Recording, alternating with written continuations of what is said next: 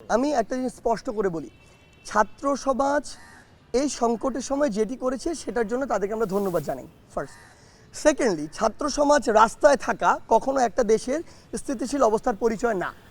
Even police তাদের যেখানে দায়িত্ব পালন করার কথা, ট্রাফিকের জায়গাটির কথা যদি বলি, সেখানে না থাকা এটাও স্থিতিশীল অবস্থার পরিচয় না। সো দিন শেষে আমরা যদি মনে করি যে আমাদের দেশকে একটি স্থিতিশীল অবস্থার দিকে যাওয়া প্রয়োজন, সেই জায়গা থেকে আসলে যার যে জায়গায় দায়িত্ব তার সেই জায়গায় ফিরে যাওয়া উচিত। আমাদের জায়গা থেকে স্পষ্ট বার্তা আমরা দেখছি যে প্রত্যেক দিন বিভিন্ন জায়গায় ধীরে ধীরে যারা পুলিশ রয়েছে তারা আসলে তাদের দায়িত্বে ফিরে আসছে। সেই জায়গায় ছাত্র সমাজের প্রতি আমাদের একদম সরাসরি আহ্বান এবং স্পষ্ট আহ্বান, আমাদের পুরো বৈষম্য বিরোধী ছাত্র আন্দোলনের পক্ষ থেকে স্পষ্ট বার্তা, যেখানে যখন পুলিশের কোনো একটি টিম বা ট্রাফিকের টিম, আইনশৃঙ্খলা রক্ষাকারী বাহিনীর টিম আসবে, তাদেরকে তাদের দায়িত্বটি বুঝে দিয়ে ছাত্র সমাজকে সেখানে সরে যেতে হবে। আপনারা যে দায়িত্বটুকু পালন করেছেন সেটির জন্য আপনাদের ধন্যবাদ, কিন্তু এটি আপনাদের দায়িত্ব না।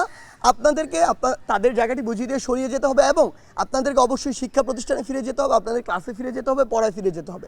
এবং আমরা মনে করি বৈষম্য বিরোধী ছাত্র আন্দোলন আসলে এরকম কোনো কিছুকে প্রমোটই করে না যে কেউ একজন কোনো একটি হোস্টেলে গিয়ে সার্চ করবে, কেউ একজন কোনো একটি আবাসিক হোটেলে যাবে, কিন্তু কেউ একজন কোনো একজন প্রফেসরকে জোর করে নামিয়ে দিবে। আমরা এগুলোকে সমর্থন করি না, বরং আমরা মনে করি আমরা এগুলোর দাবি জানাতে পারি এবং অথরিটি সিদ্ধান্ত নিবে যে এটি করবে কিনা, এবং অবশ্যই এটি তদন্তের ভিত্তিতে হওয়া উচিত।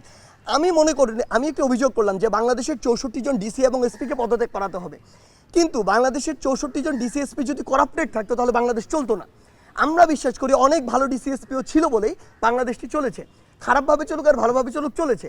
সেই জায়গা থেকে অবশ্যই এই অভিযোগ করলাম আর সবাইকে পদত্যাগ করতে হবে বা করাতে হবে ব্যাপারটা এমন নয়, বরং এখানে একটি সুষ্ঠু তদন্ত হওয়া উচিত। যারা এগুলোর জন্য দায়ী, সে ডিসিএসপি হোক আর একজন কনস্টেবল হোক, তাদেরকে ওই দায়টি নিতে হবে এবং তাদের ওই উপযুক্ত শাস্তিটি দেওয়া উচিত। পুরো বাংলাদেশের ছাত্র সমাজের জন্য স্পষ্ট বার্তা, আমরা কোনো অথরিটি না, আমরা একটি প্রেশার গ্রুপ। আমরা আমাদের দাবিটি তুলে ধরতে পারি, আমরা দুর্নীতিবাজদের অপসারণের জন্য, ক্ষমতার অপব্যবহারকারীদের অপসারণের জন্য দাবি তুলতে পারি, কিন্তু এটি করতে বাধ্য আমরা করতে পারি না। আচ্ছা স্যার, আমার প্রশ্নটা হচ্ছে